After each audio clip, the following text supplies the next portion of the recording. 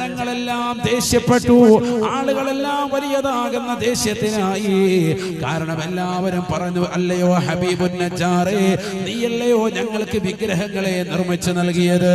അവസാനം നീ തന്നെ ഈ വിശുദ്ധമാക്കപ്പെട്ട മതത്തിൽ വിശ്വസിക്കുകയാണോ? ദുർലക്ഷണമായി ഞങ്ങൾ കാണുന്നതായ മതത്തെ വിശുദ്ധിപ്പെടുത്തുന്നവനായ വ്യക്തിയായി നീ കടന്നു വരുകയാണോ?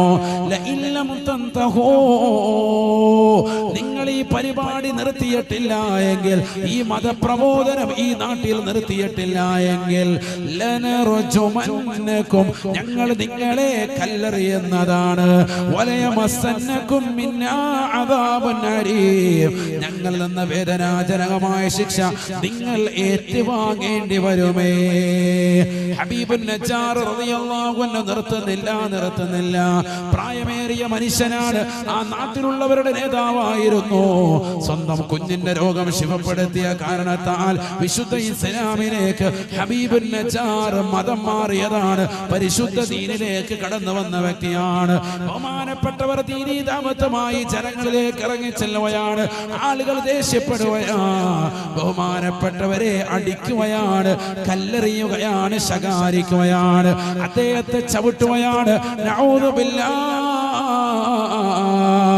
ഒരു വ്യക്തിയുടെ അതിശക്തമാകുന്ന ചവിട്ട് അടിവയത്തിലേക്ക് എത്തിയപ്പോ പൃഷ്ഠഭാഗത്തിലൂടെ അദ്ദേഹത്തിൻ്റെതാകുന്ന കുടല് പുറത്തേക്ക് വന്നു അത്രേ.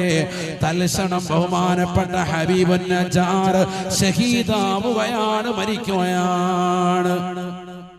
وما أنزلنا على قومه من بعده من جند من السماء وما كنا منزلين إن كانت إلا صيحة واحدة إن كانت إلا صيحة واحدة فإذا هم خامدون. പഠിച്ചു വെക്കുന്ന ചരിത്രമാണ്, പരിശുദ്ധമായ ഖുർആൻ വ്യക്തമായി പഠിപ്പിക്കുകയാ. ഹബീബുൻ നജ്ജാർ എന്ന മനുഷ്യനെ ചവിട്ടിയ അദ്ദേഹത്തെ ഈ ലോകത്ത് നിന്ന് വിട പറയിപ്പിക്കുമ്പോ അല്ലാഹു സുബ്ഹാനഹു വ തആല മലക്കുകൾ മുഖേന ആകാശ സീമകളിൽ അദ്ദേഹത്തിന് സ്വർഗ്ഗം കാണിച്ചു കൊടുക്കുകയാണ്. എന്നിട്ട് പറയുകയാണ്, ഖീല ദുഖുലിൽ ജന്ന, നിങ്ങൾ ഈ സ്വർഗത്തിലേക്ക് കടന്നുകൊള്ളുക.